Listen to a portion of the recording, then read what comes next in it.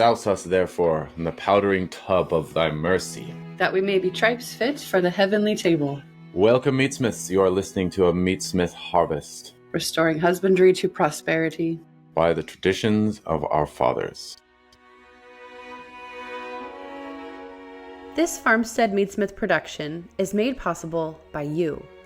If you like it, please consider supporting our team by going to patreon.com/Meatsmith and donating at a level you'd enjoy giving at.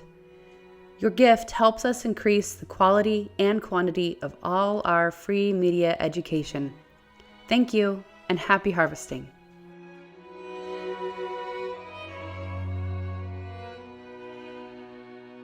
Greetings, Meatsmiths. You are listening to a Meatsmith Harvest, the podcast wherein we restore husbandry to prosperity and the family, hopefully, by means of the traditions of our fathers. At least that is our goal. And to that end, we have a guest on the podcast today. But before we get there, I do need to announce other things that are ordered to that end as well, namely our classes. We have classes this month. We have a family pig class in September. We have a lamb class in October. We have a goose class in November. And we even have a beef harvest class in December. And these are all done on our farm, and they are all done with the goal of equipping the domestic scale, the family, to sustain itself, to provide itself with the sufficiency of material goods, which are the instruments, not the ends, but the instruments, the means of the good life, of living virtuously. And it tastes really good also, as it should, which I think is, I think that's a big part of it. Anyway, I'll try not to talk about that now because that would be a distraction. But those are the classes that are on the calendar. They're pretty great. I definitely order them and arrange them so that when you come, they're all 2 or 3 days in length. And at the end of that class, you know how to do the thing. You're fully equipped to harvest that creature, because it is a prowess that is much more intelligible and simple when you learn it in its entirety, starting with the living creature, taking it all the way to the kitchen. It's actually unintelligible and super confusing if you only learn one step, or if you are only familiar with the fragmented process that exists in the conventional way of doing these things. But really, these are the prowess of the backyard. These are all the domestic ability to feed itself, which is nourishment is a thing that is proper to the family, not the village or the city or the province. Nourishment is a thing that the family do for itself, which we'll probably talk about. In addition, we have some conferences coming up. I am very pleased and honored to attend a conference in Mountain Grove, Missouri, where we'll do a pig slaughter. And this is going to be at Peterson's Organic Feed, which is a place that, they're really awesome. I've worked with them for a couple years now. I discovered them like a diamond, or a needle in a haystack, trying to find organic feed in this region. Very difficult. Yeah. Peterson does it, and they also do it excellently well, which is also very hard to find. It's really easy to, well, it's not easy. It is as, I don't know, it's a lesser degree of ease, but you can still find some organic feed, but it's usually been sitting on a shelf or in a railroad car for several months, and it has the ingredients of which have been sourced from literally all over the globe. And so that feed is quite stale, even if it is organic. Peterson, on the other hand, acquires all of their feed locally in the Great Prairie, and mills it to order. which means it is fresh, which means when I open a Peterson bag of feed, I am tempted to consume some of it myself because it actually tastes very good. It smells very good. That's Which I that's think should be a amazing. litmus for anything you feed your animals, especially Yeah. pigs because they're omnivores like we are. Um, if you wouldn't eat it, maybe it's not the best thing for your pig. Uh, but I think there might be limitations to that. So anyway, all of that to say, Peterson Farmstead Expo on Saturday, October the 12th in Mountain Grove, and you can find their website if you want to attend that. It'll be great. The tickets are very affordable. It'll be a wonderful event. And I look forward to talking about that. It's Peter. The organic feed is a thing I've just had renewed conviction about. Not necessarily because organic feed is so great. I mean, the great thing about organic feed is that it is itself. It just is. Peas. It is wheat. It is corn. It is soy. Unlike the conventional feed, which is ontologically mischievous, it's not the thing that it says it is. Yeah. It's so Yeah. bad. So anyway, that will be happening in October, and then very pertinent to this conversation, I am sure, and actually my secret clandestine reason to pull some good content out of my guest that I can then use later. So this is going to be for the Liturgy of the Land Conference. The Liturgy of the Land Conference, which is a name full of meaning, is in December 13th and 14th in North Carolina. And you can sign up for this at the liturgyoftheland.com. I will be speaking at this conference or demoing Oh my goodness. in North Carolina. Yeah, Liturgy of the Land, and it is based off of Mr. Jason Craig's recent book, also called The Liturgy of the Land. The Dohertys will be there, and Wonderful. lots of other speakers. So that is happening. And like I say, Ted, my underlying motive in this is I have to figure out how to speak about agriculture in a Catholic way. And I feel like you are poised to do this well. So Excellent. it is my pleasure to introduce Mr. Ted Stiritz, who is a dear friend and brother. Most importantly, he is the father to my goddaughter. That's a big one. That's a big one. He's farmed, and he has familied, and he is converted to the Catholic faith. Three things that I have in common with him, and that form a lot of the substance of our friendship. So he has a particular view of agriculture that I think is really helpful, and one that I'm still trying to understand on a philosophical level. But that is agriculture, family scale farming, pre and post conversion to the Catholic faith, and how that affects things. So, Ted, how are you doing? Oh my goodness. Beautifully. Yeah. I'm outside. So related to fatherhood, I'm outside because and yeah, fatherhood both logistically and spiritually. I'm outside because I realized one, we have very limited internet in our house, and so I realized there's no way I'm going to be able to have this conversation with you at home, and even if I wanted to, there's nowhere quiet enough that I could have anything like an uninterrupted conversation with you. So I'm at a local coffee shop in some back corner of a porch, and yeah, it's beautiful. Oh my goodness. I mean, yeah, you're talking about books worth of stuff right there. I'm trying to think where we want to get started on any of this. Well, so here's one. Well, there's a couple of things I could say, because you basically we're interested in this sort of the nexus point of agriculture and Catholicism. That's kind of what we're getting. Like, what's the relationship between the two? Something like that. I think so. And let me butt in and ask you a question. Yeah. Questions are great. to these ends, specifically, how is Beatrice? Oh my goodness. Beatrice is just fantastic. You're talking about nourishment, and there are few Yeah. joys in this world compared with a well-nourished baby. Um, so Oh, yeah, she's just a delight. She's just an absolute delight.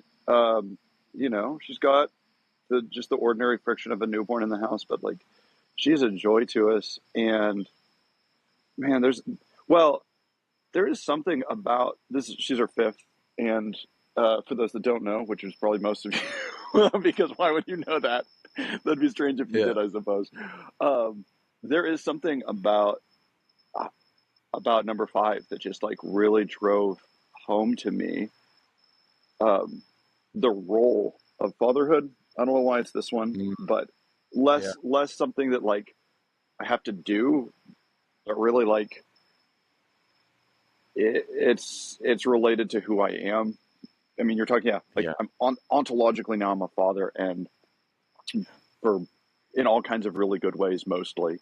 Anyway, so Yeah. she's just delicious, and there's actually a beautiful story about her. We got her baptized, which she's the first child we've had since we've moved near our parish, so that was lovely. Instead of having to pack, a week old into a car and driving for almost an hour and a half, we just drove down the road to the parish, and during her baptism, for the tradition, if you haven't been to the old Latin rite baptism, like it's extensive, and Yeah. we get what we ask for in prayer, and so you should ask for a lot for your children, and the priest does, and so there's a lot going on there. There's some exorcisms. They receive blessed salt. There's a ton of really beautiful prayers, and she was just screaming. She has very healthy lungs, and screaming and screaming and screaming the whole time.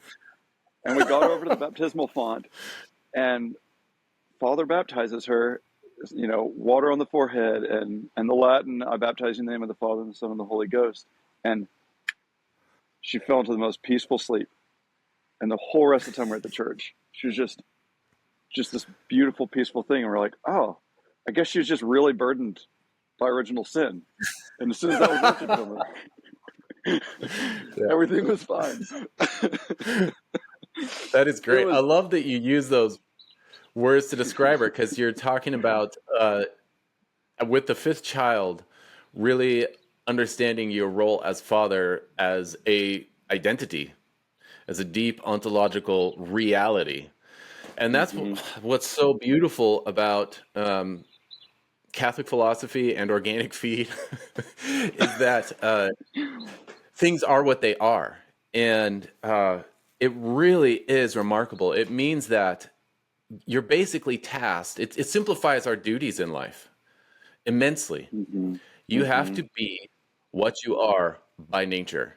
You have to do that thing that you are, which shouldn't be difficult, shouldn't be a challenge, but that's kind of the definition of concupiscence, is Mhm. it disorders the person, so we act contrary to our soul.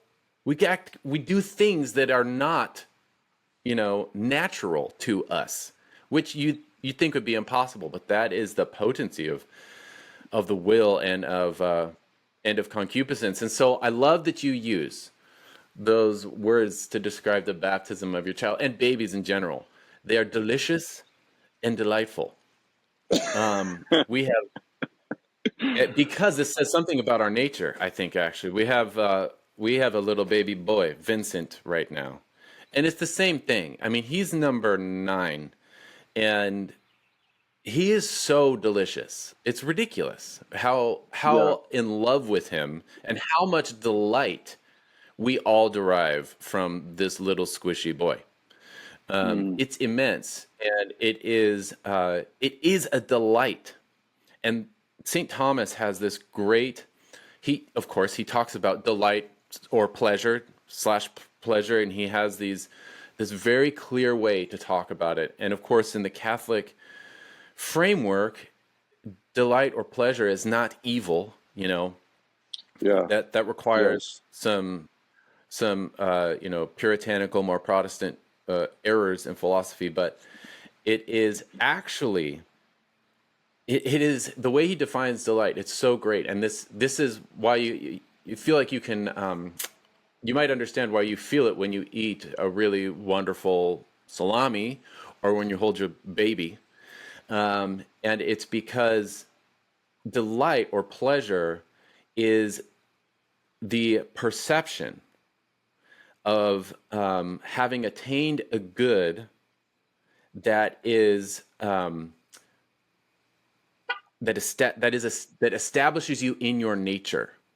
So your nature is father, right? That is when you get married and you have children, your nature, your substantial form, that thing that is you is established in having children. You're established more firmly in your nature. It's like just to say your yourself is more yourself, which seems too simple, and that's why you derive delight or pleasure from your child.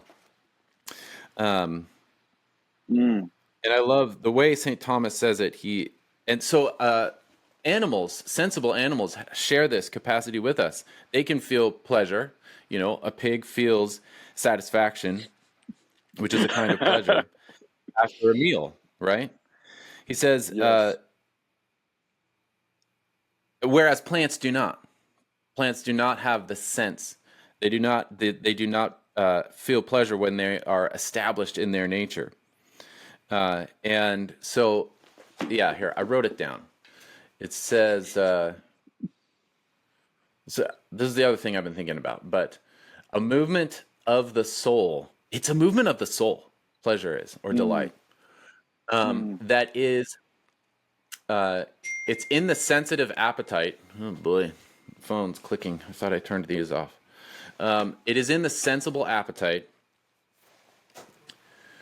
the sensitive appetite, sorry, arising from the perception of being established in a state becoming one's nature. Wow. So like the reason that we derive pleasure from good food is because by nature we must eat to sustain the life of the body. And so we Yes. derive pleasure from that because it establishes us in our nature. And I think this is why pleasure, of course, always in moderation, it can never be an end for any act, you know? It's only, but it is a means. It is an instrument. It is a means to execute an action well. And so it can be used as a way to judge whether or not you've done something well. For example, made sausage. If it tastes well, then you have done it well. And that would not be the end, the final cause of eating the sausage, but it would be a way to judge the success of it. Anyway, when you describe a baby as Wow. delicious, Yeah. I think that's because No, I mean, it's not just a sensory stimulation. It's like, yes, that this is actually resonating with your nature as father. Yes. And that's why you have Yes. pleasure in that. Yeah. Yeah. It's out. I mean, looking at that even more, with a little bit more focused attention. I mean, I actually do. I was just saying this to my wife, I think yesterday. I was looking at baby Beatrice, and I was like, it's so funny when I think about here she is napping on the bed, and like we have this. If I described it to you, here's this bald, toothless, triple-chinned person with a onesie on lying in our bed. If that was a 45-year-old man, it would be a horrifying, weird thing, right? It's not. It's so appropriate to her nature because she's a 2-month-old baby.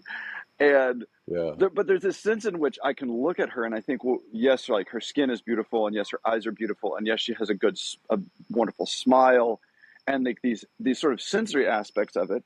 But there is something so far past that in terms of that heartbreaking delight that can be felt in your child, because I recognize those sort of formal aspects of beauty in other people's children, and like you're saying, like I don't feel that same thing I don't have that same delight in other people's children as I have in mine, because right, that's for them to be loved by their parents in that way, and my children are. So there's this whole other thing, as you're saying, of fulfilling my nature as a father to love these children. And Yeah. one of the things that I realized a couple of years ago, that's just, and this is just such a beautiful thing, that, what do my children want? And what my children, I think the primary thing that children want is they want to be delighted in. Like I think that's what children want more than anything else. And they'll take attention, just any kind of attention, as a second best to being delighted in. But like the thing that children want more than anything else, I think, is to be an object of delight. And so there's this just breathtaking conformity there of like, when I fulfill my being as a father, I am giving them that thing which they most desire, which is to be an object of delight. And you can immediately see how this works all the way through reality and our relationship with God, and the little bit that we get of the inner life of the Trinity and the relationship between the Father and the Son there, and then how we're brought into that through the life of Christ and the liturgy of the Church. And so what you're seeing there is not some sort of aberrant thing, but like St. Thomas is saying, the bottom is dropping out of reality there a little bit, because, right, what's appropriate to our nature? Well, there are these things in accord with our human nature, like that we're bodily creatures, and so we have to eat, right? And that's good and right. But then you go to the end of the offertory and the traditional, it's right at the beginning of the offertory when the chalice is being offered, and there's the mixing of the water and wine, right? And the priest, and I'm going to do like a bad gloss in English, but the priest says, like, God who made human nature wonderful in its creation, right, and yet still more wonderfully redeemed it, right, because Christ established it anew. Yeah. Yes. And so you say, okay, well, there are these things that are proper to our nature as creatures of God, right? And those are good things, and we derive delight from those. But there's this other thing that comes after the incarnation, where our nature is different because we're united to God in the person of Christ. And then what constitutes the possible delights of a human existence? And you're in realities that are way above my pay grade. But when you were reading that passage from St. Thomas, the whole time I was just thinking about Dante's Paradiso, where there's this, right, everyone there is utterly attaining the fullness of their nature, and what do they do but just smile at each other, basically? And that's enough. It's enough to see, right? That, anyway, that takes us in some ways far afield from agriculture, and other ways it doesn't. But I was just reflecting on that, and particularly the role as a father. I think you start to see that shift out of the aspects of our nature that really are concerned with sort of our physical sustenance into other things, right? Because I feel, in a day we have a meal together in the evening. Oftentimes it's the only meal that I have with my family because I'm out working. And then, we get them ready for bed. So very bodily things. And then we have our family prayer, and then I bless my children. And you see that movement right there, that it's not just about, are my children's bodies healthy, but am I providing for the care of their souls? Because it's all moving towards something, right? It's not moving towards eating the healthiest food and having really great teeth and strong bodies, but that we have what we need so that we can be in a state in which our souls contemplate God. And that's right. And so everything should be in that. So, okay, so I'm just going to steal this and start going with it. So actually, that's it. We could actually just end it right there. I think that was actually the summary of the entire agricultural project.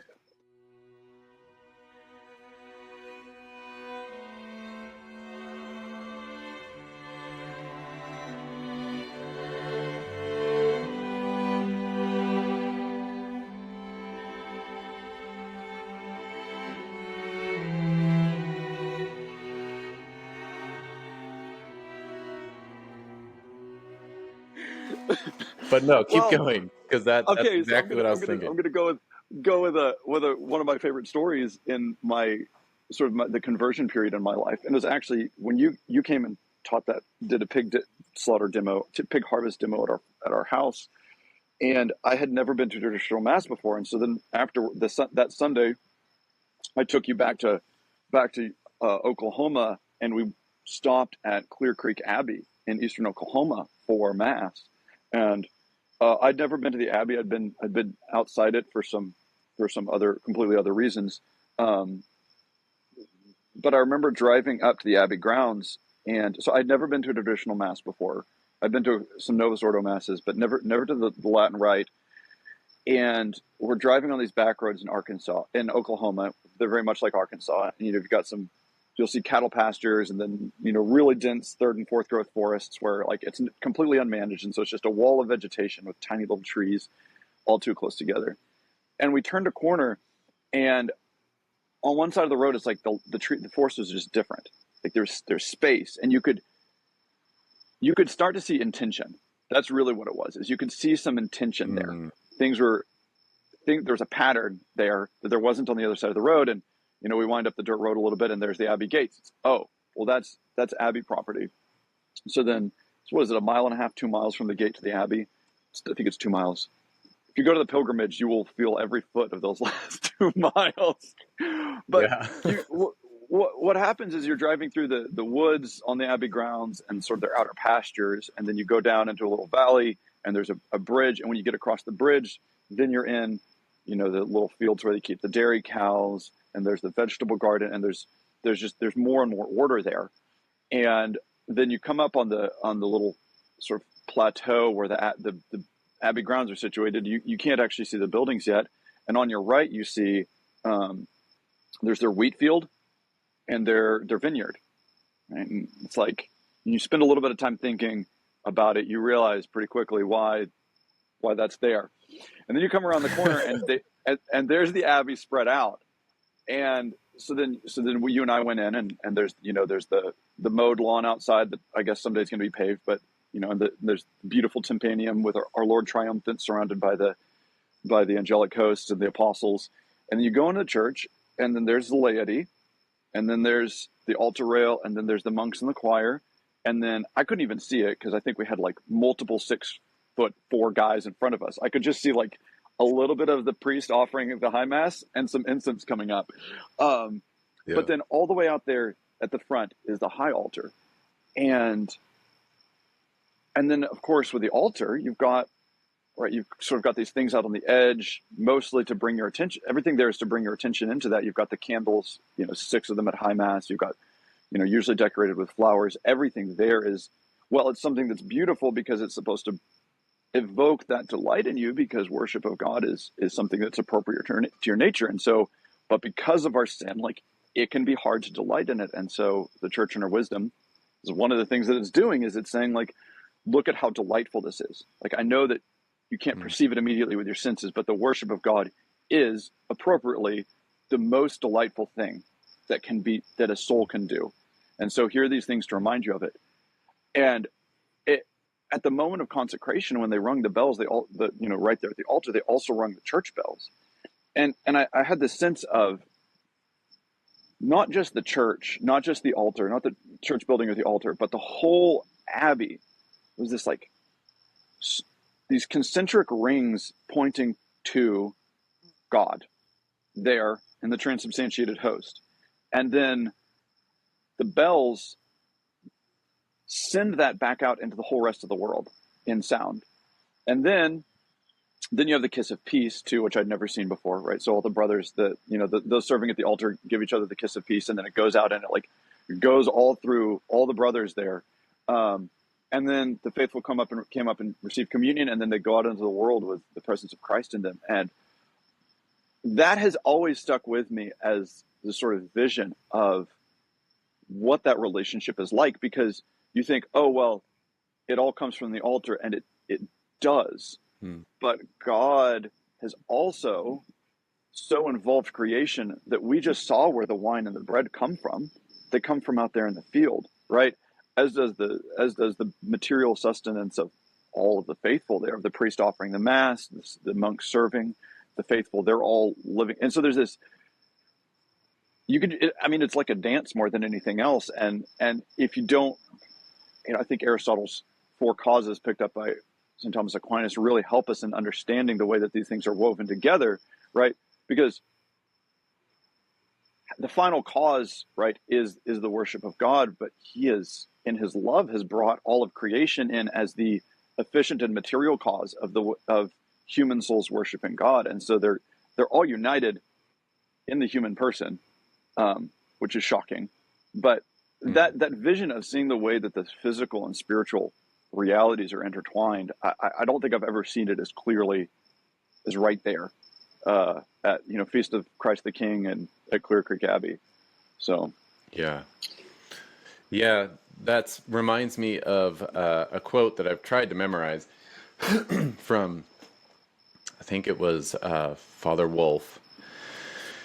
He said in one homily about the liturgy that God has ordered creation in such a way that the Mass restores and repairs creation.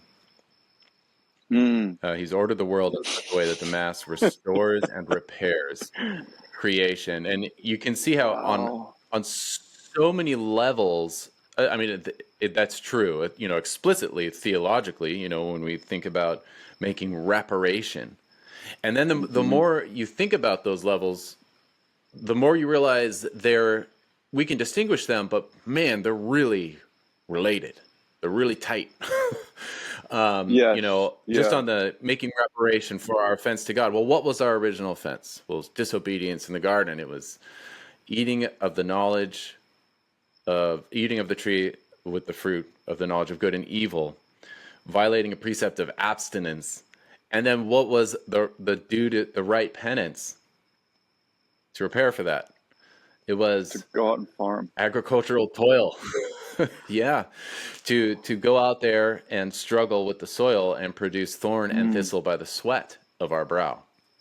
Well, okay. And Oh man, I've got something. Can I throw this out there? So, right, the source of sin is pride is seen as the source of sin. Like fundamentally, pride is what brings sin forth in us, and so you have the opposite of that, where you have Saint Augustine saying things like that humility is the gateway to all of the other virtues. And last Sunday, we've got at the readings, you've got the gospel reading about the Pharisee and the plebeian, or what I can't remember how it's usually referred to, right? The two prayers in the temple, publican, where it's like, then the publican, thank you. Yeah, and so it's this, it's this great Sunday celebrating humility, and so Father was saying that, in the order of the virtues, the greatest is charity, but humility is the foundation, right? So it's the foundation on which the other virtues are built. So how do you acquire humility? Well, we have this fascinating thing in English in which humility etymologically is comes from the same root as dirt, humus. Yeah. Right? And so there's this sense in which being restored to humility, right, farming the ground, and you can pick up on this if we'll go wherever you're going. I just wanted to interject that. But there's this whole connection between our contingency of being and the restoration of humility in us, and what agriculture forces on you as a realization of your own existence and where that comes from, and what your powers are as a being. Where they're all, the proper penance being to go out and farm laboriously, to sweat and toil. Yes. Yeah. Well, I mean, it makes me think of the Ash Wednesday, what is it? It's something like, quia pulvis est, ecce homo quia pulvis est, or ecce quia pulvis est, behold. No. Yeah, that's almost it. Ecce something. Yes. You are dust. You are dust. Behold, you are dust, and to dust you will return. So humility definitely accords with our nature as rational dust. So it is just so proper that we would be toiling in the soil to produce our sustenance, because there is something inextricably humiliating about having to do so much toil just to sustain your carcass. I feel like there is a inherent, like I have to spend so much time and energy on not dying, simply not dying. I just have to sustain this thing. And we're kind of buffered from that reality because of mass production and industrial distribution of goods and such, and the exploitation of all the peoples and the land. So we don't feel that struggle as much. But I think you get pretty close to it when you run your own business, which is another thing Ted and I have in common, which is where you kind of stare out into the ubiquitous void of non-income and make it appear magically with no script as to how to do that. You just have to go do it. Just go toil, and hopefully Yes. you can sustain your carcass and those of your family. But all Yes. that to say, that is the preponderance of your waking moments. It is spent in just not dying, just sustaining, and feeding yourself, which can become incredibly artful. And this reminds me of St. Thomas, actually, this was put together by the guy who wrote, the priest that wrote this book, The Importance of the Rural Life, which we've talked about before, according to the philosophy of St. Thomas by Father Speltz of the Diocese of Winona back in the day. But he talks about the 4 N's of manual labor, according to St. Thomas. And they, of course, they're very simple, but they relate directly to that reparation that we make, and how they seem, manual labor, specifically agriculture, seems perfectly, perhaps providentially tailored to remedying and curbing our sin, our concupiscence. And so the first end of all manual labor, all of it, building a house, the end of that is the production of food, according to St. Thomas. All manual labor ultimately serves food production, food being the most essential need, bodily need. And then the second one is the curbing of concupiscence. Like, this is, why do we have manual labor? To curb concupiscence. And then the third is to reduce idleness. It's a reduction of idleness. And fifth is almsgiving. Those are the ends of manual labor. Wow. I could pick up almost any of those and immediately just say, like, yes, and this is how I've seen that in my own life very clearly. I think so. So I think thinking about agriculture, and it's in the last 2 years, a year and a half, I've moved a lot more into sort of, it's more manual labor and a little less agriculture in my small business. As you're constantly adjusting, the tiller and sales of your work. And but one of the things, particularly about animal agriculture, is that it doesn't matter how you feel about it, in the sense that things have to get done. They have to get done all the time. And given my personal tendency towards sloth, that the years of having animals did so much to repair that, and to actually give me mastery over myself, right? So it's and now what I think is really interesting is that our conversion came right in the middle of that. And so there's a great need in my life for the strengthening of the will, which those of you who are keeping track at home is one of the effects of sanctifying grace, right? So it's the strengthening of the will, enlightening of the intellect, and the ordering of the passions, right? So this is what sanctifying grace does to a person. And I think because I was under that much tension, the appearance of sanctifying grace in my life was so immediately obvious. You could see the difference almost immediately. But when you live in a world in which no other beings' lives are contingent on your capacity to regulate yourself, it's very easy to not regulate yourself, which isn't Yeah. good. It's not good because you can't trust yourself. I mean, because we're sinful. It's like, it's that simple. And so whether or not you understand what's going on, when your life becomes constrained by, say, feeding certain animals or watering them, it puts you in a position, and there's other ways to achieve this, but agriculture is a very clear and obvious one. It forces you into a position of laying aside your specific, your most immediate wants, right? I'd just rather sit here. I'd rather, go out of town for 5 days. Whatever these things are, you're ordered to something else, and it forces you to exert your will towards these external goods.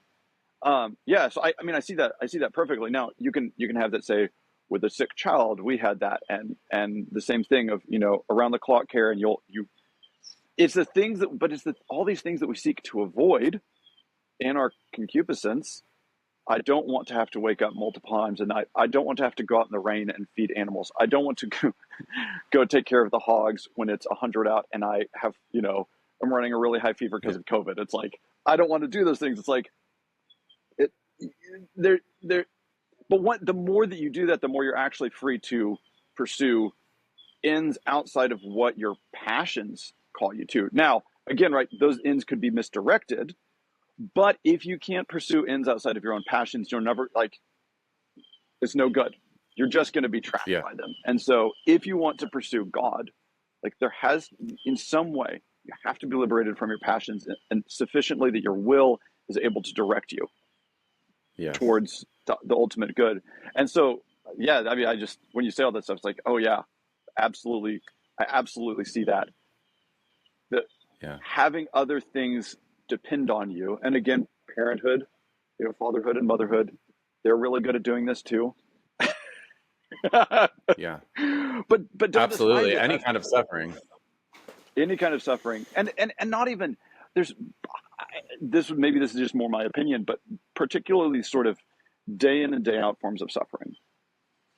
The kinds of things where it's not like, oh, I broke my arm and now my life is like catastrophically rearranged for a couple of weeks, but I'm in this every day, and I just have to settle into it. I just have to settle into the fact that I'm gonna have to give this every single day.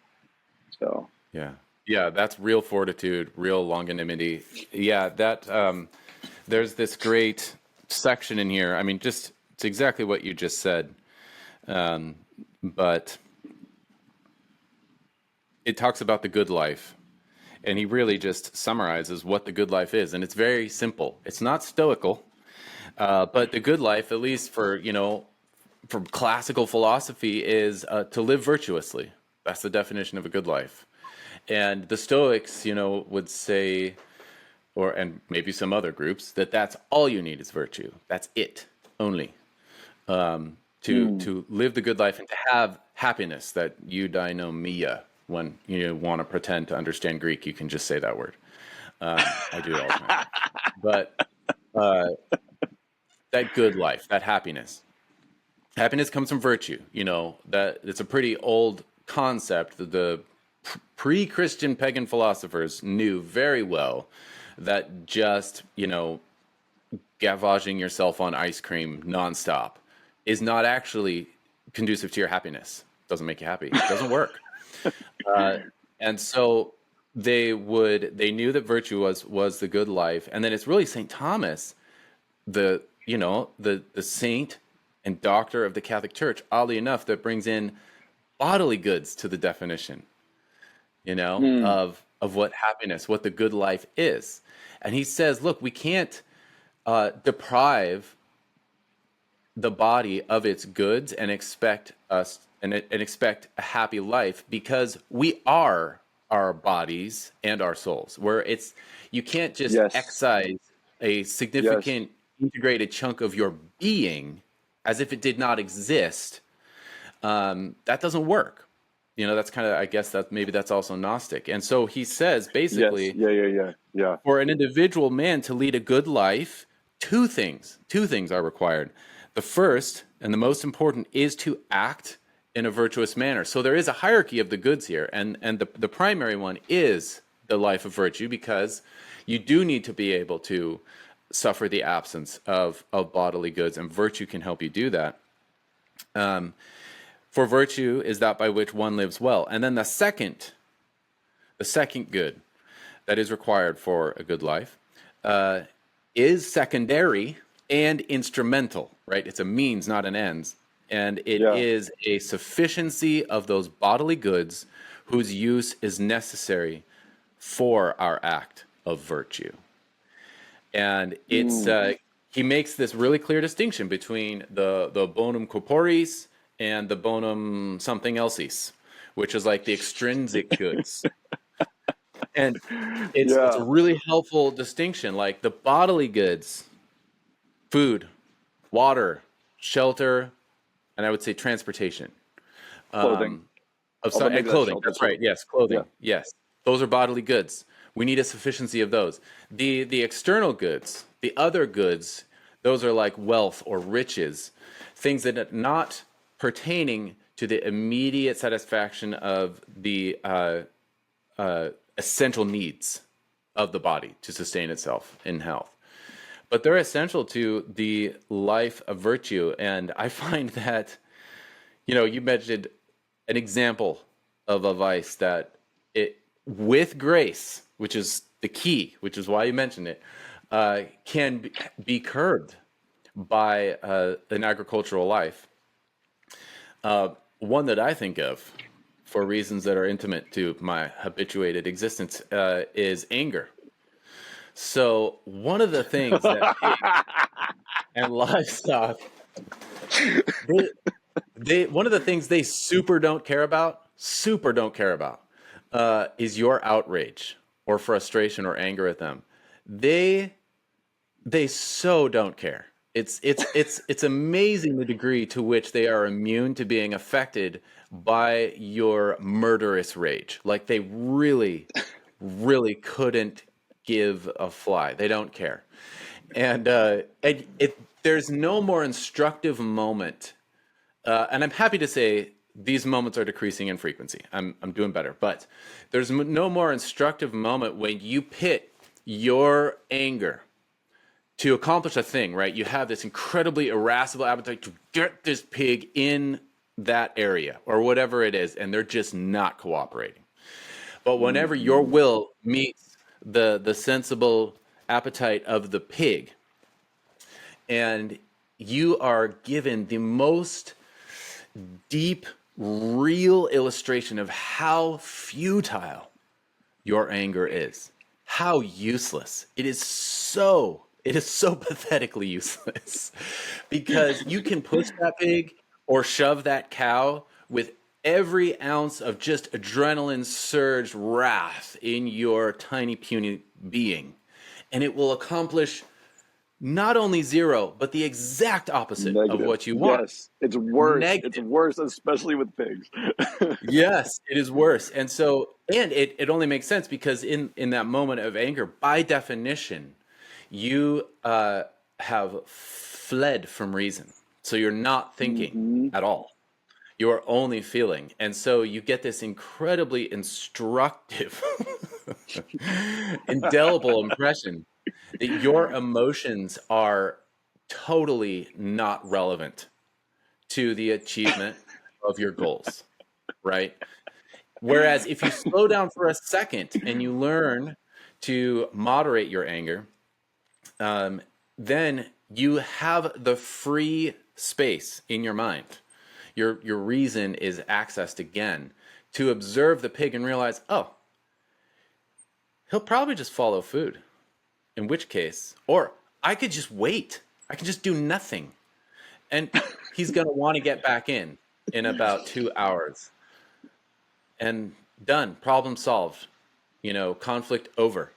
but your anger, your white rage will just blind you to that so much. And I just think it's particularly acute when, if you really want an illustration of the futility of Yeah. powerful emotion in achieving a rational end, a good, it's Yes. it you know especially because it's that precipitous emotion, it comes before your act of reason, because it's usually just a reaction. The poor's head in hand bear I, bedecked with bays and rosemary. How many people do you know who are building their home culture around seasonal harvest and feasting? Or that are hunting as you are for self-sufficiency and back to the land values? Or that share your artist's passion for human-scale meatcraft? At FarmsteadMeatsmith.com, we've created a community of hundreds of omnivores from around the world with these shared goals, and 2 major places for them to learn from and inspire one another. First, we have our semi-annual hands-on educational event, The Family Pig, here at our Heartland homestead in Oklahoma. Come meet Brandon, get your elbows greasy, and over the course of 3 days, kill, cut, cure, and cook 2 pigs completely. You'll rub those greasy elbows with other meatsmiths from around the country, sharing meals and conversations to inspire you for years to come. Secondly, for more remote learning, over at FarmsteadMeatsmith.com, we host a purely digital membership program with an archive of film and textual resources 5 years deep now. And both our on-site classes and online program include access to our most unique and rewarding private community Facebook page, Meatsmith Table, which is the only international network by and for homesteaders harvesting animals on a domestic scale using traditional and regional methods. We've been told that our classes are life-changing and the membership program unparalleled in quality and quantity. To get a taste of our education, search FarmsteadMeatsmith.com and our YouTube channel for our free films, conversations, and downloads. Explore how we and other meatsmiths across the globe may best come alongside you and support you in building your home around the harvest.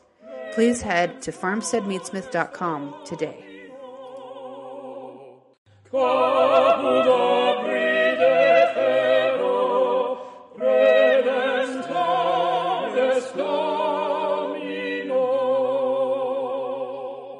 That hits on 2 of the things that I had been thinking about in terms of, right, these goods that, I mean, they're just goods, but then particularly in the context of pursuing the Catholic faith, of agriculture.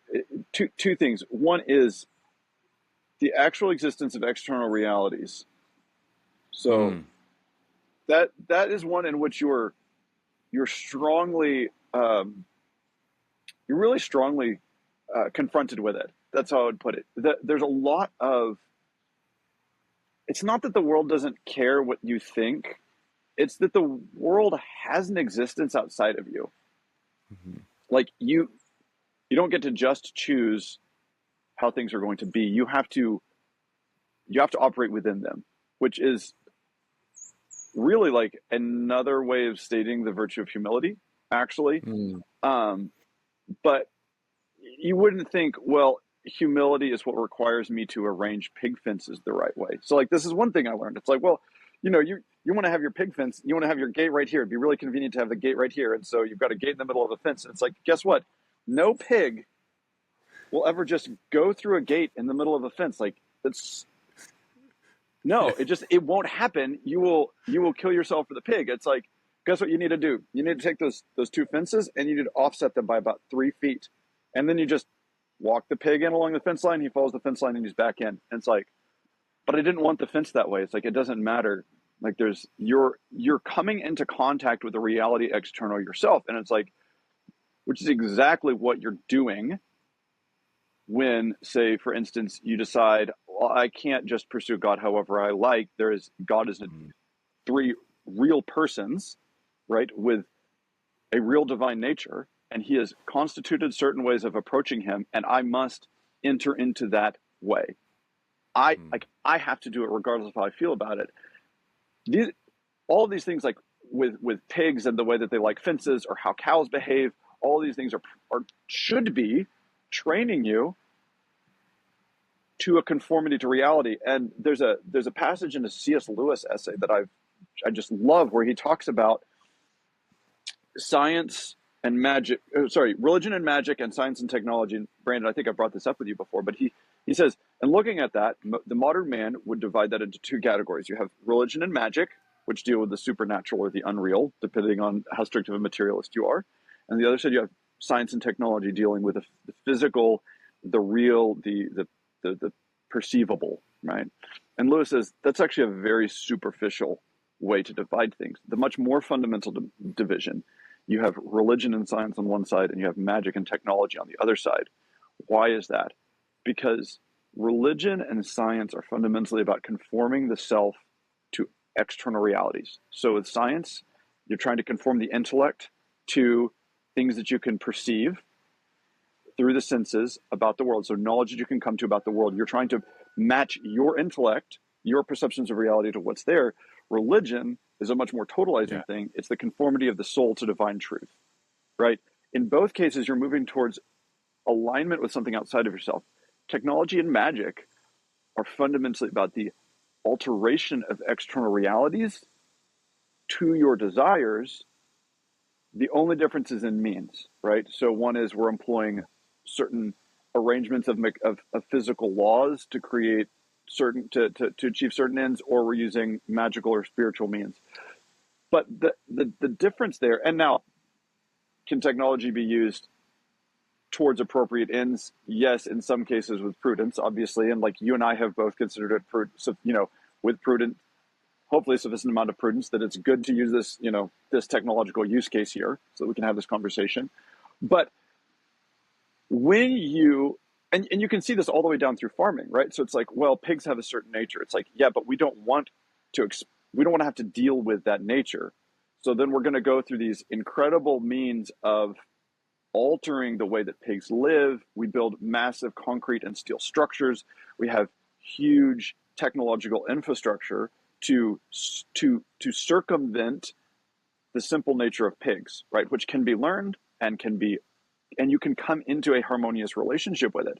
And so you see people like, Jared Green, farm builder out in Virginia, or Polyface, or any of these guys who are raising hogs on scale out on pasture, and they're operating fundamentally with the assumption that pigs have a nature, and that in whatever form of husbandry you're engaging with, it should be in accordance with that nature.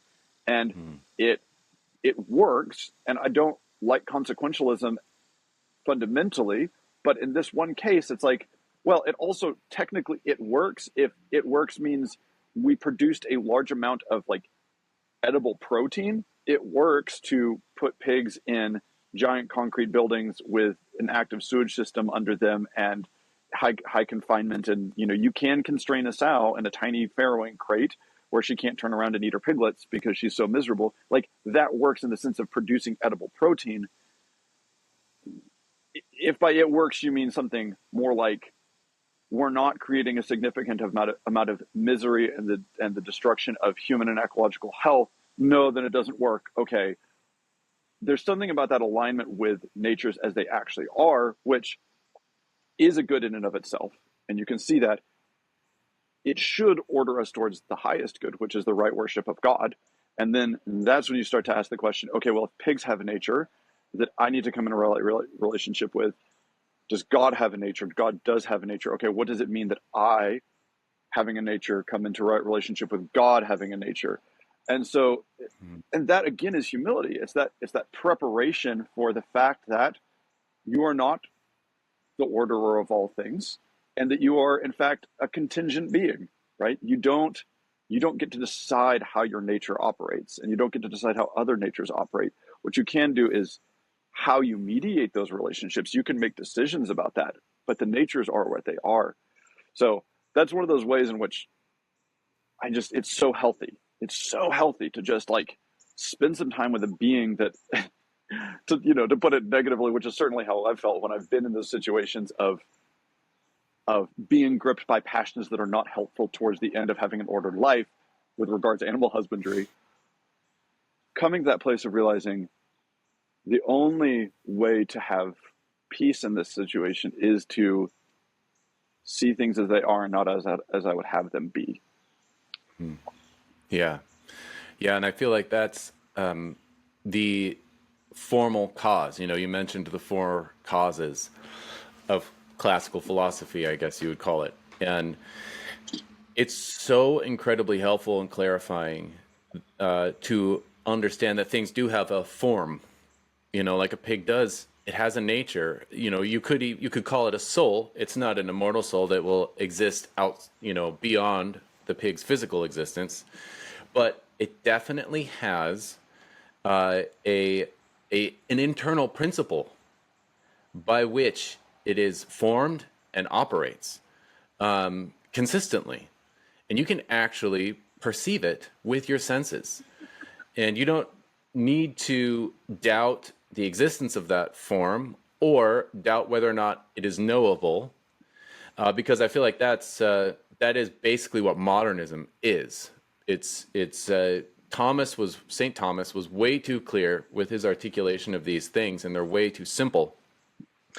And especially, even just starting with Descartes and Kant, you get like, well, you can't actually know the nature, and then it's you can just know the phenomena, right? Or then you even get more into nihilism. It's like there is no nature. All you just have determined matter, and those things are so clarifying, but they're so simple that I feel like that they had to be undermined, they had to be attacked. And with more modern philosophies, and that's basically the story of modernism, and the fact that all of the various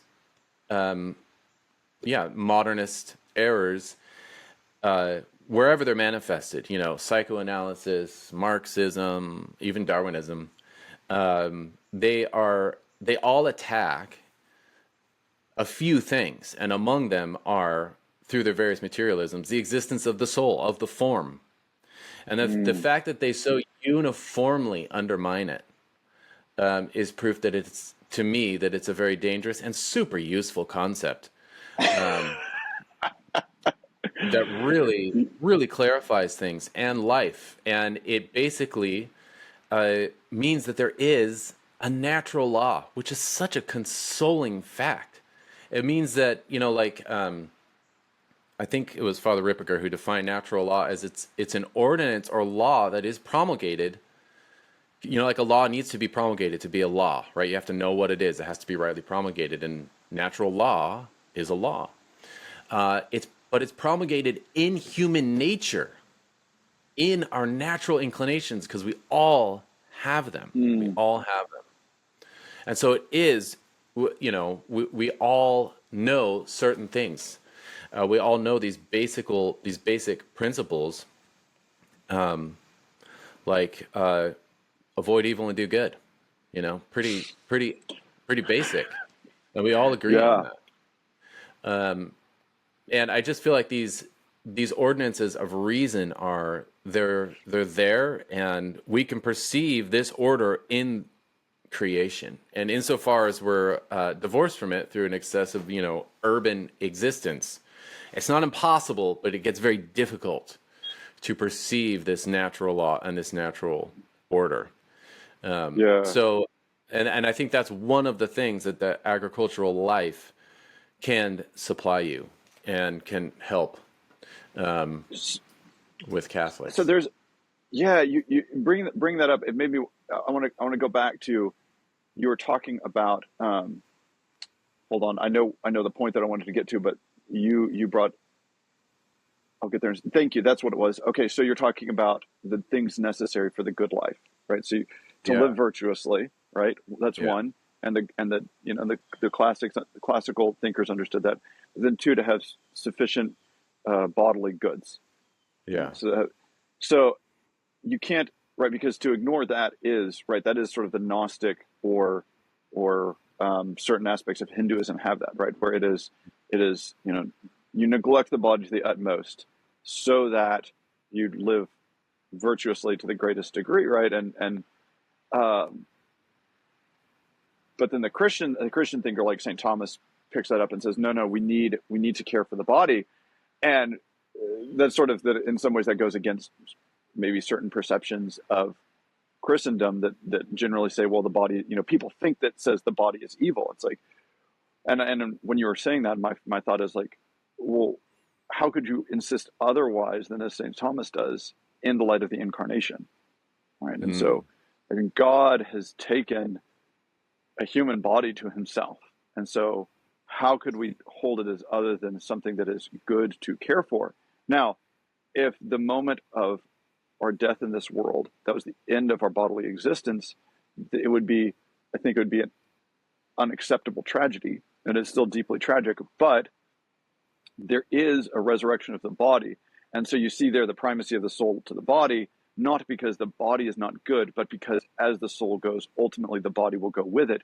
If your soul is saved by sanctifying grace, your body too will be resurrected like our Lord's is. And so you don't have to worry as much about the body in that sense. But it's not because the body is insufficient or evil or anything like that.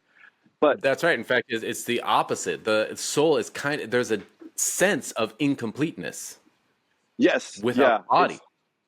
It's we're great. waiting. I remember listening to a Dominican give a talk on how do we talk about the insufficiency of the souls experiencing the beatific vision who are not yet reunited with their bodies, right? Because you have the souls of the saints in heaven who see God as he is. You see him through no intermediary thing. Their intellect has apprehended the substantial form of the divine, which is like, it's like, great. I can't go any further than that. But they're still awaiting the resurrection of the body. But what I wanted to get at there was, it's not merely that the agricultural life forces you to confront these sort of universal natural laws, which it does. It can force you to confront with natural law, but it also necessitates that you pursue knowledge and familiarity of the individual, right? Which is because, and I think coming out of my Protestant days, there's this sense, first, we don't give veneration to the saints, right? The Blessed Virgin Mary, it's seen as this sort of like arbitrary, God could have chosen anyone, it just happened to be her, and like she has nothing to do with the incarnation really. She's an entirely this instrument that we don't really give any honor to. We don't speak badly of her, but whatever. Like, it doesn't mean anything that she was used. And there's this just sort of general fleeing from any particularity, right? So the idea is Christ is this sort of like universal God-man, and he could be anyone, anytime, anywhere, more or less. Whereas the Christian tradition insists on the absolute importance of particularity. We remember that this saint who lived in this time, and like we built a church over the exact spot where he died, right? And like this fragment of his finger bone is like important enough that we care for it and we give it honor. So then when you go to engage in an agricultural practice, this is something I see all the time, where it's like, especially interestingly in the age of YouTube, where you have these sort of superstar farmers who are producing very helpful, some of them very helpful, others less helpful content about the way that they're farming in these places. And it's like, okay, great, you're in northern Missouri or you're in Virginia. It's like, I'm going to do exactly what you're doing. And guess what? It doesn't really produce the sort of flourishment that you're hoping for. And it's like, well, why is that? They're trying to look at the way the world is ordered, and they've come up with this wonderful pattern of doing things. I'm going to do the same thing. It's like, well, because that place isn't this place, and that animal's not this animal, and or the growing of plants. It's like, obviously there's so much that's different between each of these crops that we grow, and what you're forced to come into contact with is the individual. And so when you try to get out of that, when you try to say, well, we're going to universalize agriculture, what you end up with is, we need a transgenic organism that can withstand flooding and drought and grow in any conditions, and you can spray it with a ton of herbicides so that the ecological context is utterly homogeneous, right? And then it needs all the seeds need to be exactly the same size that can run through the machinery. And there's this movement to try to produce something that has no particularity in it whatsoever.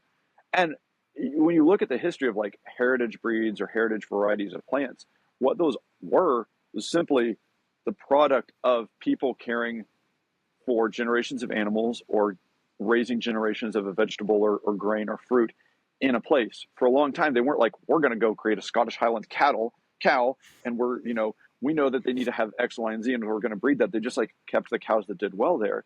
And what arose out of that is this deep particularity of these different forms of creatures. And so when you go to engage in agriculture, I mean, I think about this all the time in Arkansas. People want to have an English garden with like peas and lettuce and cabbage. And it's like,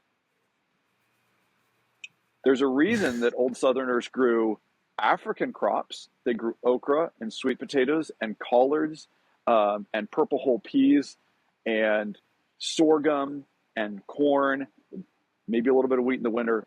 But it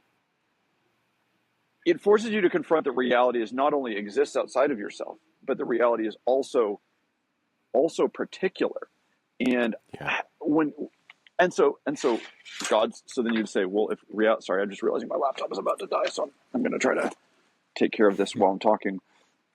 Reality is particular, and then all of this, and as a Protestant in my process of conversion, one of the most abhorrent things to me was the Catholic Church's insistence that it is the particular church that Christ instituted, and it's like that's kind of offensive. That was kind of offensive to me. It's like, why? Yeah. Why should that be? If all of reality around me shows that same sort of particularity to it. Well, if God created that, yeah. So I think that sense of particularity, so then how do you know something that's particular? Well, you have to be humble, really. And again, this just comes back to humility. It's like, there's always that sort of stereotypical interaction, right? Of like the book learned person who goes out into the world and is utterly incompetent, not because they don't know things, but because they don't know how to come into a relationship with something, right? There's this movement from, because we are hylomorphic beings, right? Hylomorphic is, again, if you want to pretend like Greek, this is another great word, right? It means form and, I think, wood. I think hylo comes from the Greek word for wood, but it means matter and form, right? That we're body soul composites. We're matter and form together, inextricably linked. God sustains our souls in heaven, but like that's not, again, to come back to that, like that's not how we're meant to be. And there's a need for humility to make to be able to get low enough to see each individual thing as God brings it to you, because that's how he made the world. And in the same way that like our Lord in this world picked not 12 universal principles to institute his church, but 12 particular men who are worthy of incredible honor and are inexpressibly glorious because of their participation in Christ. But like, they're also just actually 12 specific men who lived at a particular time and place in history. And our approach to reality has to be the same, to come humbly, to seek to see things as they actually are. And again, this goes back to fatherhood too. Like, it does me no good to treat my children as children in abstract, right? Yeah. But I have to know them to be a good father. Yeah, the limitation of the particular is, I think, we're allowed to indulge in that fantasy that we are not limited by the particular because of what you just described with technology. Technology is one of those things, like you said. We can create. You use the examples of seeds, but like even pigs, we can so closely manage them, which requires immense technological infrastructure, that before they go to the slaughterhouse, they're all within 1% of the same body weight and shape, because that's the only way you can slaughter 5,000 pigs a day with machines. Is the pigs have to be exactly the same. Identical. Yes. Yeah, identical to each other. And it's one of those cases where in an effort, it's weird. I guess it is Gnostic. Like, we're trying to treat pigs like principles. And I feel like this is the error of perfectionism. If there is a vice of perfectionism, is to take these particularities, to take your own children, for example, and to treat them as principles. that can be homogeneous and treated simply and with the same solution. And when you do that with technology, it actually supplants the end, the final cause, right? One of the four ends. And suddenly the technology, which was supposed to be a means, becomes itself the end. And now I mean, you see, this is so typical of the modern era. We see that, well, why do we slaughter 5,000 pigs a day? It's like, because we can. Why do we feed cows corn, right? Because we Well, can. it's because we can, because we grow so much flippin' corn, because it's subsidized and we've genetically engineered it, that we need to turn the cows, the beef, into a means for the consumption of extra corn. It is not even that corn-fed beef tastes good or anything. It does not serve the final. So all the ends are skewed because we have ignored the particularity, and through technology forced universal solutions on the problem of particularity. And I think that another place that you see this is in the whole social order, because the most annoying and pesky particular detail of human society is the family. Boom. So annoying, that family. You can't treat it like a principle. Doesn't work. And so what do you see from totalitarian regimes? The number one step to controlling the population is you have to break up the family. That way you can turn everyone into a widget. But as long as the family's there, it's not happening. Because that unit is too distinct and too particular. And you even see this in agriculture. This is what you described with the Highland cattle. Why do you have unique breeds? Because even animals, livestock, arrange themselves in family groups. And that's how you get order. Distinct individuals related to each other. They are connected by relation. That's what order means, especially amongst the living.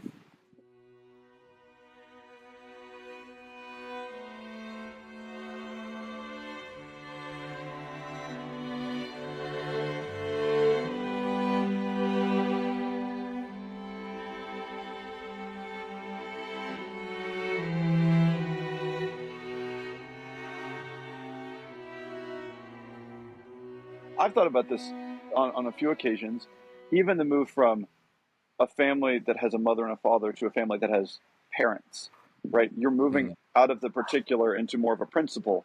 And as soon as you no longer have a father and a mother and now you have parents, well, you just need two parents, right? So why not two mothers? Why not have two women that are the parents? Or why not three parents? And it's that movement out of the particular into this. It isn't the universal though. It's the abstraction. And I also think this is the same move that's going on in Marxism, in the late 1800s, and then in the sort of modern derivatives of all the sort of critical theory related stuff, where you cease to treat people as individuals and as being an expression of a category of person, right? So this person they are a worker, or they're an owner. They're a victim or a perpetrator, right? It's like, it's not this other being. It is an expression of something. They're sort of eaten by the category. And the thing is that there are certain things that are permissible to do to members of a category that are not permissible to do to eternal souls. And so if you want to convince people that you should be able to act in certain ways towards someone, convince them not that they're an individual human soul, but that they are an expression of a principle that you perhaps disagree with or agree with, and so you can treat them unfairly, positively or negatively. Whereas you have St. Thomas Aquinas, who insists, for instance, that the innocence of a single human soul is of greater value than the whole material universe. That is an individual human soul, right? And there's this. It's weird. This is where it doesn't go off the rails, because all those individuals are truly in relationship to each other. Right, so I can't look at my oldest daughter and say, your soul, your immortal soul, is of more worth than the whole material universe, so I'm going to neglect all my other children and just focus on you and put all my resources. No, they're all we're all in a relationship of a family. And so, well, what's the best thing for Primrose? That she be a member of our family. And in order to do that, what does she need? Well, she needs me to be a father. And then the whole thing plays out really beautifully. But I'm not doing that because I have 5 generic children, but because I have 5 individual particular children who I have been given care over in this way. And the best way to care for them, because their immortal souls are of inexpressible value, is to do the thing that I'm supposed to do, which is to be a father to them. Yeah. And so you end up in that same place, but you get there from a completely different way, and one that is not prone to these horrible errors that you see so often. Because, yeah, once you float out of we're embedded in this particular time and place and rules into it's fundamentally arbitrary and switchable. Boy, that's a really dangerous space. It's a very dangerous space to live in the land of interchangeability. Yeah. Yeah. Yeah. Again, yeah, reality loses its substantial, dependable nature and becomes something totally manipulatable. And we just instantiate that in our technology and our social. We treat our social order and our politics as a technological apparatus to achieve our end, and that's what I love about St. Thomas's time, even. But he regarded society as a thing that had existence outside of his mind. It wasn't just this amoebus, formless thing that could be shaped by our really creative ideas of how to limit greed, and to capitalize on it and make it work for everybody. No, it was not a formless thing. It actually has a substantial form. The family has a form, and we know it, mother, father, and children, and has duties that pertain to that. And then the one step up in the social order, the village has a form that is objective and real. And the kingdom has a king, and he is a father. And this is actually his nature. This is an objective reality. And I think that, that is, when you start to farm, you even see that structure, that objective reality in the plants that you grow and in the animals that you raise. And you see the futility, or at least the pain that you incur by going contrary to it. And then your farm, when it reflects that order, it starts to seem like a very strange island in a sea of revolutionary disorder. Whereas it's very weird. You exist in this tiny little pocket that seems out of place and out of joint with what's going on around you. Well, so will your family. Be warned. If you seek to pattern your family's life after the pattern that God has created it to follow, you will also be a weird little island. There's really, I think, illustrative example of this whole sort of project. I've been working with a young man from our parish on an old house that my brother owns, and they wanted to remove what's now an interior wall. Used to be one of the exterior walls, and it was a load bearing, so we had to put this big beam up, and we use what's called LVL, laminated veneer lumber. And so it's basically like a giant piece of plywood. It's a bunch of, you take logs and you unroll them with a really thin knife, and you get these 1/4-inch veneers or 1/8-inch veneers, and you glue them together across with the grains in different directions. And what you end up, you can build arbitrarily large pieces of lumber this way, and they're incredibly dimensionally stable because you've taken almost all of the tension and compression out of the tree, and then you've put it in different directions. So any remaining tension in those wood fibers are sort of balancing each other out.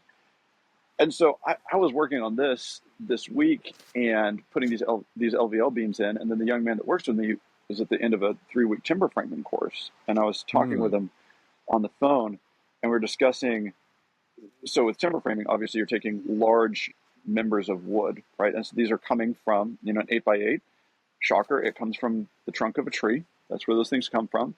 And each tree grows in a particular time and place and weather conditions and all these things, and it responds to that environment. And in so doing, ends up, it grows, it's grain in certain ways to respond to that, and there's tension and compression in that tree. And there are apprehendable patterns, but then when you come to the wood, it's a particular way in which those patterns manifested themselves. And if you want to say I think I'm going to get this right. I think the tenon is the part that sticks out, and the mortise is the part that receives it. Okay, when you go to form your tenon with a chisel, you have to look at the grain so that when you start forming it with a chisel, your chisel doesn't just dive down into the tenon and now you've pulled all this wood out that you needed to be there. Versus the LVL beam, when I went to cut it to length, I measured my length out, which was like 15 feet, 11 and 3/4 inches or something. And I took a circular saw and I blasted a 90-degree cut through it. And that was it. And I realized I've been doing a fair bit of housework this year, mostly because I really love working. I found I really love working with people. There've been a couple of young men that have been in my life that are able to do this with me. And so it's easier to incorporate them on that than on some other things. So kind of moving in that direction. But you see there's this whole, initially, mostly because we were limited technologically in our capacity to cut wood. Because if you haven't ever tried to cut wood by hand, Brandon, I know that you, in your days as a younger father, did you not, you cut like multiple cords of wood with a rip saw, with a buck saw, is that right? For 2 years with a crosscut saw. Yeah, that was our firewood. Yeah. It requires, wood is strong. Its whole thing is to stand against gravity and hold large, heavy things way up in the air. Like, it is a very strong material. It has a physical being that resists alteration. And so when you're forcing human muscle against that, it's very hard to do that. And so most house construction tried to do the absolute minimum modification to the wood. And so what that often was is you would take a tree and you'd square it up so that you get nice interfaces with other pieces, because that's what flat things do. They interface well. Round things they hardly touch.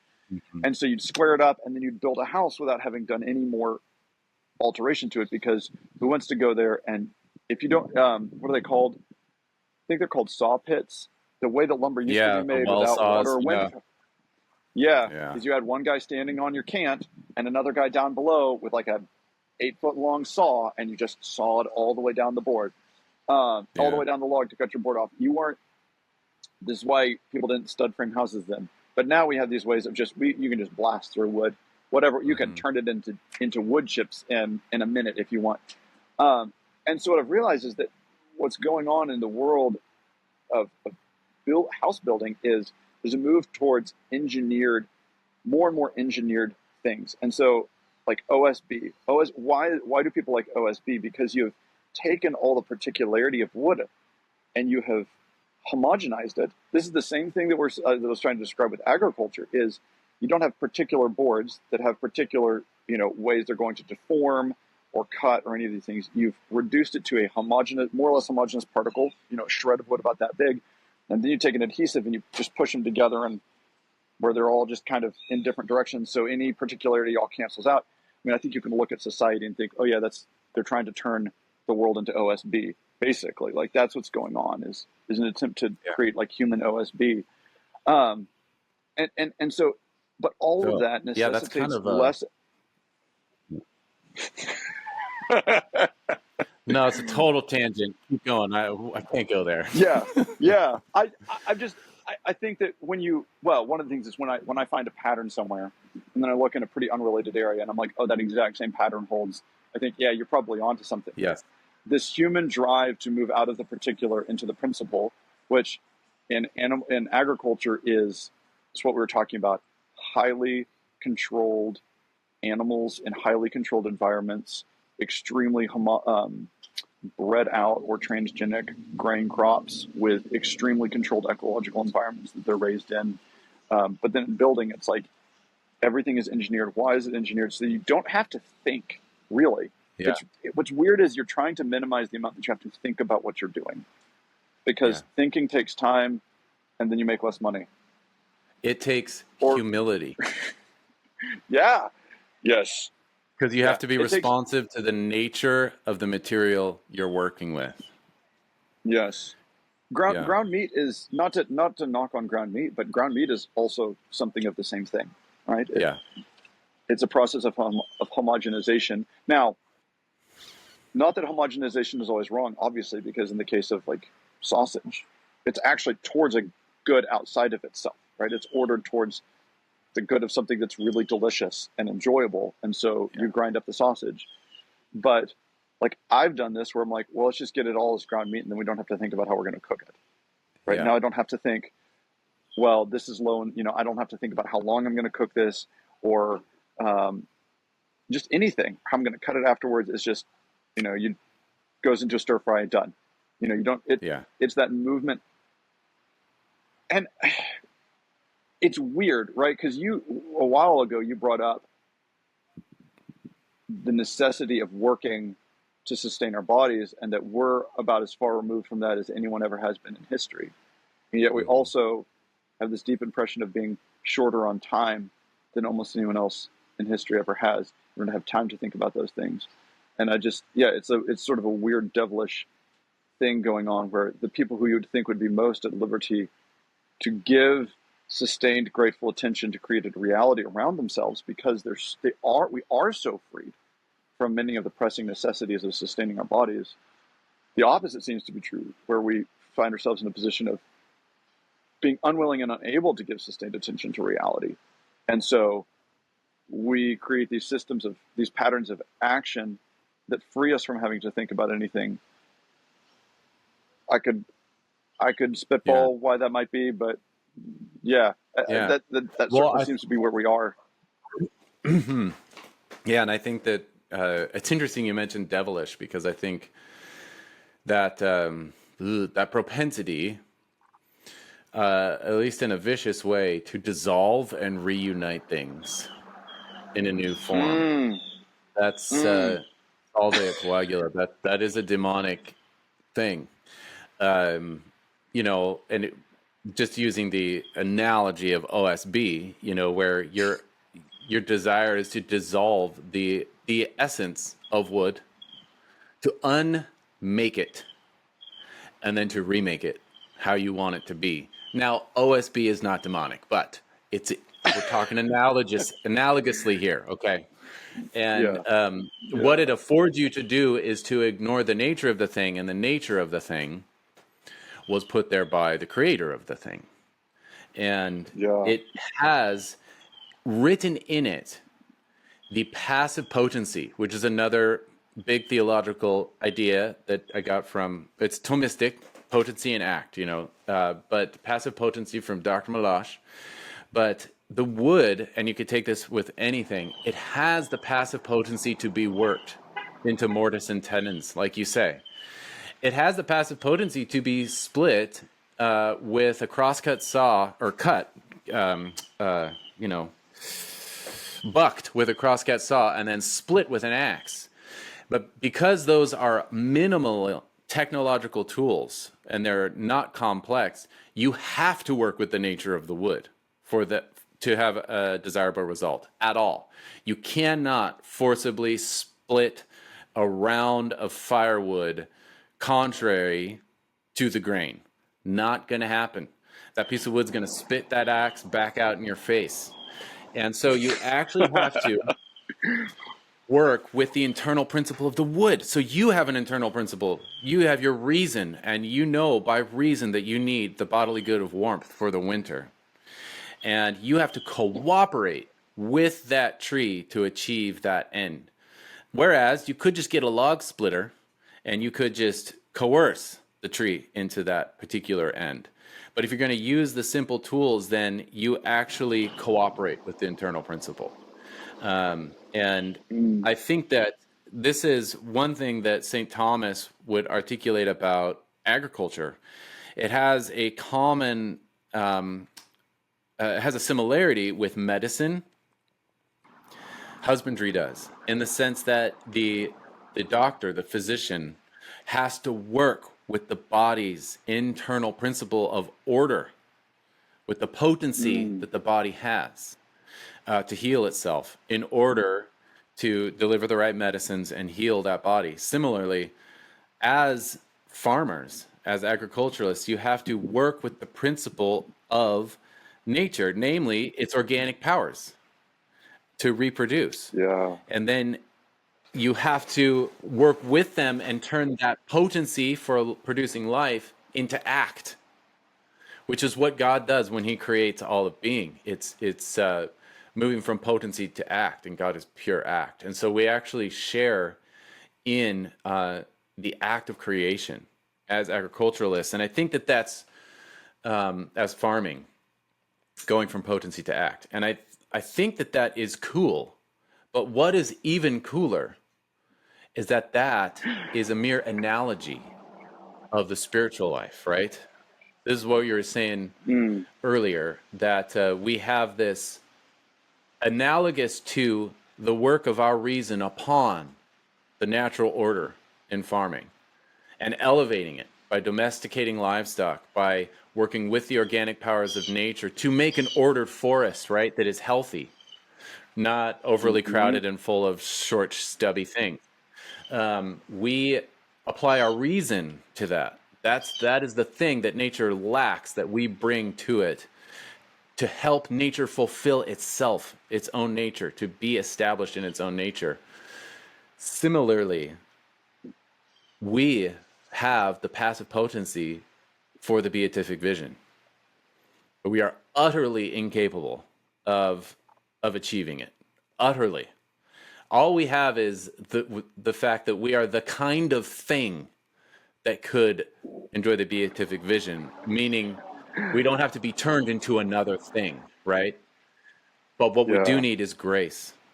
Just like nature needs reason, we need grace to elevate us to that level. And I think that all of farming, all of the natural order, is the analogy of that. So that movement of the created into the realm of grace and the realm of the divine is actually the essence. And we're all, if anything, a reflection of that move. And we've talked about this before, where it's like the incarnation, the Holy Mass by which we receive grace. These things are not Band-Aids, right? They're not post hoc solutions to the problem of sin. They do solve the problem of sin, but they are actually the prototype of reality. And that's why we see this analogy. And it's the only way to explain the analogy of being across all domains of being. I think I just made that up, but that's how that feels. Well, okay, but to go, to go on thinking about the Mass too. It's we've been talking about this sort of need to approach the individual that agriculture, rightly done, necessitates, right? And it's, well, how do you approach an individual? Attention. It's by giving it your attention. Like, that's how you come to know an individual, is by giving your attention to it. And so I think, and then I think about attending the Mass, and it's like, what is asked of me at the Mass? It's my attention. That I'm ordering my attention towards the prayers and the sacrifice of Christ on the altar. Like, that is what I'm doing, is I'm ordering my attention towards that. And there's a particular thing there in with the Mass, which is the miracle of transubstantiation, in which I am asked to give my attention beyond my sense perceptions, right? I have to give my attention to a thing that my eyes do not perceive, right? Which is that before the consecration, it's bread and wine, and after the consecration, it is our Lord, body, blood, soul, and divinity there. And I have to give my attention to that. And but it's almost like that's what's necessary. It's also just what's necessary. One of my favorite poets, Father George Manley Hopkins, he was a Jesuit. For those who don't know, he's a Jesuit priest from Wales in the 1800s. He converted along to the Roman Catholic Church, along with St. John Henry Newman. He actually lived in the house with him in Newman's house for a while before he became a Jesuit. And there's a whole thing going on at that time about how we're able to know things, and that's it's a really interesting story. I'm not going to go into that, but the result is that St. John Henry Newman and Hopkins, Father Hopkins, both sort of have a fairly developed notion um, of perception. They have these ideas about how we perceive the world around us. And Hopkins, being a poet, Father Hopkins ended up really, like, this was most fully expressed in his poetry. But he has this line in one of his journals where he says that basically being confronted with reality, there's nothing better than yes and is. To perceive the is with your mind and to affirm it with your will. And like that's what we're called to at the Mass, is to see the realities that are going on there. And this is why, as the faithful at a high Mass, like what do we sing over and over? We sing Amen, right? You let it be so, over and over and over. It's this sort of yes to reality. I'm gonna have to. I'm realizing I'm gonna have to figure out how to charge these headphones on the fly as well. Just a second. They're trying to die on me. That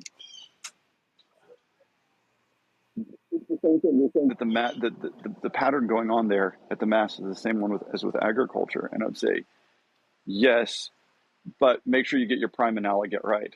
You know, the Mass, everything is in that way. Yes.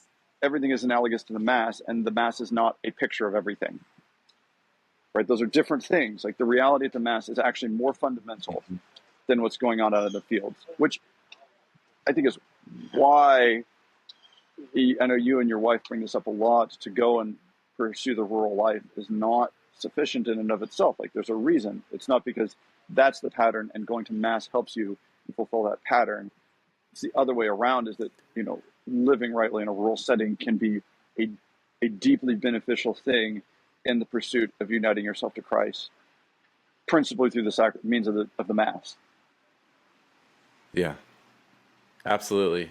I think that's how I was gonna attempt to end it somehow, and I think that's perfect. You know, I was trying to think of a creative way to say, you know, should Catholics farm? And I think they should go to Mass, and then see what kind of agriculture flows therefrom.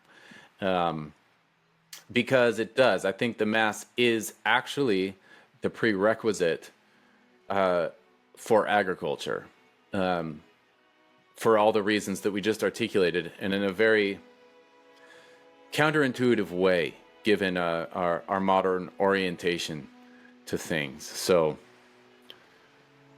yes, Catholics should farm. Catholics should farm.